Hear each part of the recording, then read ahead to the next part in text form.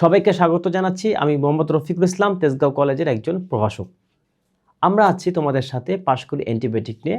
পাশকুড়ি অ্যান্টিবায়োটিকের ইতিহাসের এই পর্যায়ে থাকছে ইতিহাস দ্বিতীয় পত্র।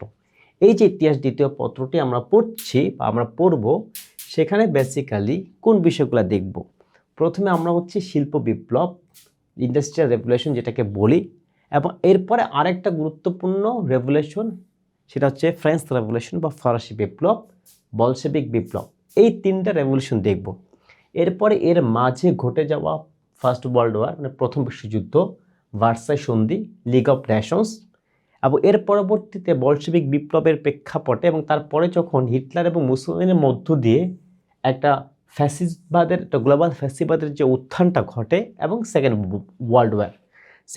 ওয়ার্ল্ড ওয়ারের পরে আমরা হচ্ছে ইউনাইটেড নেশন মানে জাতিসংঘ এবং বিশ্বশান্তি প্রতিষ্ঠা।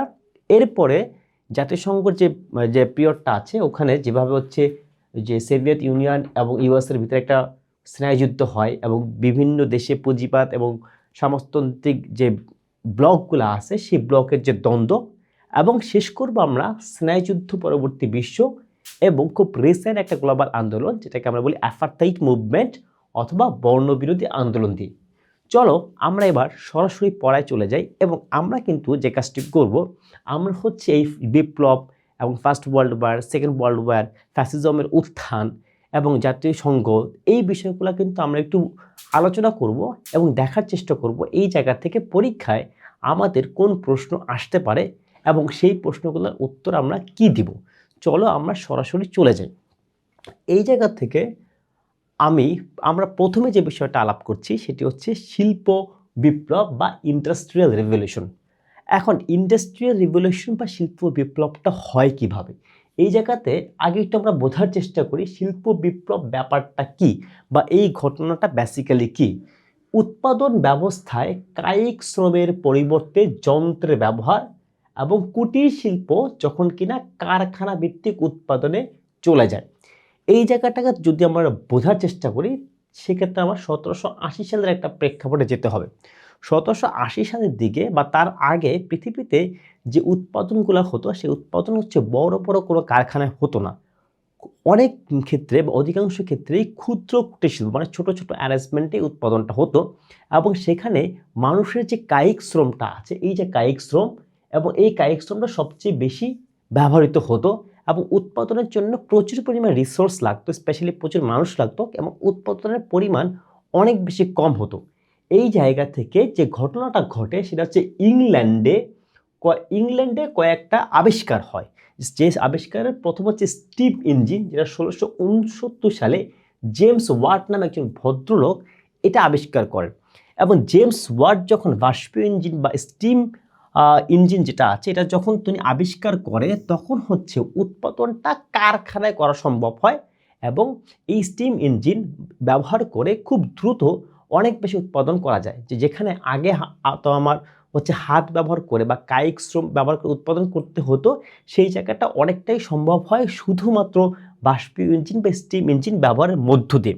পরবর্তীতে সেখানে জন কে নামে একজন ভদ্রলোক ফ্লাইং শাটল এবং পরবর্তীতে জেনি ও পাওয়ার লুপ, এই কয়েকটা আবিষ্কার হয়। এই কয়েকটা আবিষ্কার হচ্ছে বস্ত্র বয়ন শিল্প মানে কাপড় তৈরি। যেমন এই বিপ্লবের আগে বা এই পরিবর্তনের আগে কাপড় কিভাবে তৈরি করা হতো, কাপড় বেসিক্যালি তৈরি করা হতো হাতে বুনে বুনে, যেভাবে এখনও আমাদের ঐতিহ্যবাহী তাঁত শিল্প কিছুটা টিকে আছে। কিন্তু যখন কিনা ফ্লাইং শাটল এবং জেনি পাওয়ার লুম, তারপরে স্টিম ইঞ্জিনের মতো আবিষ্কারগুলো হয়, তখন সেই বোনার কাজটা বা সেই জায়গাতে অনেক ধরনের কাজ হচ্ছে মেশিনের মাধ্যমে করা সম্ভব হয়। এখন প্রশ্ন হচ্ছে এই যে শিল্প বিপ্লব, এই শিল্প বিপ্লবটা আসলে প্রথম কোথায় ঘটে। মাথায় রাখতে হবে আমরা শিল্প বিপ্লব বলতে বেসিক্যালি ইংল্যান্ডের শিল্প বিপ্লবকে বুঝি। এর পরবর্তীতে কিন্তু ইউরোপের অন্যান্য রাষ্ট্রেও বা অন্যান্য দেশ, স্পেশালি জার্মানির মতো দেশগুলোতে কিন্তু শিল্প বিপ্লব হয়, কিন্তু প্রথম শিল্প বিপ্লব হিসাবে আমরা সবসময় ইংরেজদের বা ইংল্যান্ডের শিল্প বিপ্লবটাকেই কাউন্ট করি। কারণ ইংল্যান্ডে কয়েকটা বৈশিষ্ট্য বা ভালো গুণ ছিল। একটা ছিল প্রচুর কয়লা খনি ছিল।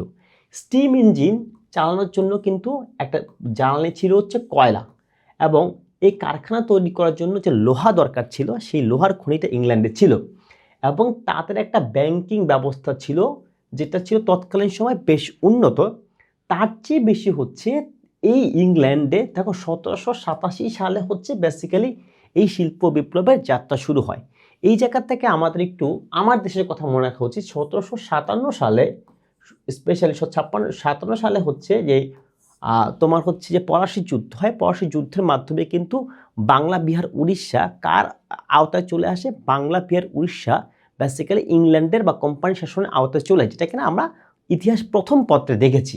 এই জায়গা থেকে এই উপনিবেশ মানে স্পেশালি বাংলা, বিহার, উড়িষ্যা এবং আফ্রিকা এবং মধ্যপ্রাচ্যের বেশ কিছু দেশ, দূরপ্রাচ্যের বেশ কিছু দেশ তারা উপনিবেশায়ন করার কারণে, তাদের অধীন নিয়ে আসার কারণে এইখান থেকে প্রচুর পরিমাণ কাঁচামাল তারা পায়। যেমন তারা এই বয়ন শিল্পের, যদি আমরা একটু খেয়াল করি, এই যে বয়ন শিল্পটা আছে, এই বয়ন শিল্পে কি হয় সেটা, এই যে বয়ন শিল্পে বেসিক্যালি কি হয়, তারা বয়ন শিল্পের জন্য তারা যে প্রয়োজনীয় তুলা ছিল সেই তুলা কিন্তু এই উপনিবেশ স্পেশালি বাংলা থেকে তারা নিয়ে যেত ইংল্যান্ডে, এবং ইংল্যান্ডে বসে তারা স্টিম ইঞ্জিন, তারপর হচ্ছে এই পাওয়ার লুম, এগুলো ব্যবহার করে তারা এটাকে কাপড়ে পরিণত করতো, এবং কাপড়টা এসে আবার সেই উপনিবেশ যে দেশগুলো আছে সেই দেশগুলোতে তারা বিক্রি করতো। মানে এই যে বাস্তবতাটা আছে, এবং তৎকালীন সময় ইংল্যান্ডে এক ধরনের একটা স্ট্যাবল মনার্কি বা রাজনৈতিক সিনারিও ছিল।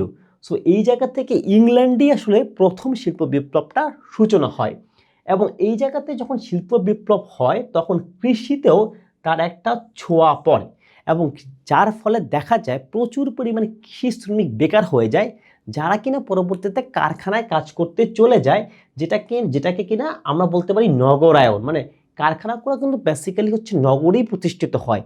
মানে কৃষি বিপ্লবে মানে কৃষিতে যে পরিবর্তনটা হয় সেই পরিবর্তনটা হওয়ার কারণে যে উদ্ধৃত কৃষি শ্রমিক থাকে, মানে যাদের কাজ থাকে না, তারা হচ্ছে নগরায়নের কারণে শহরমুখী হয়, এবং তারা শহরমুখী হওয়ার কারণে যেটা হয় যে এই শিল্প বিপ্লবে যেমন টেকনোলজির সাপোর্টটা তারা হচ্ছে এই জায়গাগুলো থেকে পায়, আবার হচ্ছে কাঁচামালের সাপোর্টটা তারা ঔপনিবেশিক জায়গা থেকে পায়, আবার লেবার সাপোর্টটা ওই যে গ্রামে বেকার হওয়া শ্রম শক্তি বা যুবকদের কাছ থেকে পায়। এবং এই জায়গা থেকে তৎকালীন সময় ইংল্যান্ডের রয়্যাল সোসাইটি যেটা হয় যে নিউটনের বৈজ্ঞানিক চিন্তাধারা এবং রেনেসাঁসের কারণে সেখানে আরও অনেক ধরনের প্রযুক্তি তৈরি হয়, যেটা কিনা পরবর্তীতে হচ্ছে শিল্প বিপ্লবটাকে স্ট্যাবল পর্যায়ে নিয়ে যায় এবং সেটাকে এগিয়ে নিয়ে যায়। এখানে আমাদের প্রথম প্রশ্ন হতে পারে যে শিল্প বিপ্লবটা কি, এইটা একটা এমসিকিউ আমার হতে পারে। সেকেন্ড এমসিকিউ হচ্ছে কত সালের দিকে এরিক হবসন যেটা বলছেন যেটা 1780 সাল মানে 1750 সাল। এখানে উত্তরটা দুইভাবে হতে পারে, একটা হচ্ছে 1800 শতকের শেষ ভাগে অথবা 1800 শতকের মধ্যভাগে, অথবা উত্তরটা এরকম হতে পারে 1780 সালের দিকে। মানে এইখান থেকে আমরা একটা এমসিকিউ পেলাম। এরপরে হচ্ছে ইংল্যান্ডে কেন, এই যে চারটা কারণ আছে, এটা হচ্ছে আমার একটা এমসিকিউ। এরপরে কোন আবিষ্কার কে করেছে, যেমন জেমস ওয়াট যে আবিষ্কারটা করেছে 1769 সালে স্টিম ইঞ্জিন, এইটা একটা এমসিকিউ, এবং পাওয়ার লুম আবিষ্কার হয় কোথায়, ইংল্যান্ডে, এটা একটা এমসিকিউ। মানে এখান থেকে আমরা এরকম 6-7টা এমসিকিউ পরীক্ষার জন্য পেতে পারি, এবং আশা করি যদি শিল্প বিপ্লব থেকে কোনো প্রশ্ন আসে পরীক্ষায়, তোমরা এই 6-7টা বা 8টা বা 10টা এই জায়গা থেকে তোমাদের প্রশ্ন কমন চলে আসবে। এইবার চলো ছাত্ররা আমরা একটু চলে যাই যে এইখানটাতে বেসিক্যালি কোন এমসিকিউ আমাদের পরীক্ষায় সবচেয়ে গুরুত্বপূর্ণ। চলো আমরা একটা এমসিকিউ দেখে আসি। এই জায়গা থেকে শিল্প বিপ্লবের ইতিহাসে কাকে শিল্প বিপ্লবের চালিকা শক্তি বলা হয়? ওই যে দেখো আমরা কিন্তু একটু আগে পড়েছি যে জেমস ওয়াট হচ্ছে স্টিম ইঞ্জিন বা বাষ্পীয় ইঞ্জিন আবিষ্কার করেছিল। এই জন্য জেমস ওয়াটের বাষ্পীয় ইঞ্জিনটাকে আমরা বলি হচ্ছে শিল্প বিপ্লবের চালিকা শক্তি বা শিল্প বিপ্লবের হচ্ছে হৃৎপিণ্ড। কারণ জেমস ওয়াট যদি এই আবিষ্কারটা না করতো তাহলে কারখানা প্রতিষ্ঠা করা এবং দ্রুত উৎপাদন করা বা টেকনোলজিক্যাল সাপোর্ট হচ্ছে ওই সময় সম্ভব হতো না। তার মানে শিল্প বিপ্লব থেকে আমাদের যদি প্রশ্ন থাকে, এই যে 8-10টা আলাপ করলাম এবং এই যে পুরো ঘটনা বিব্রত করলাম, এইটা থেকেই আসতে পারে। শিল্প বিপ্লবের আলোচনা এইটুকুই।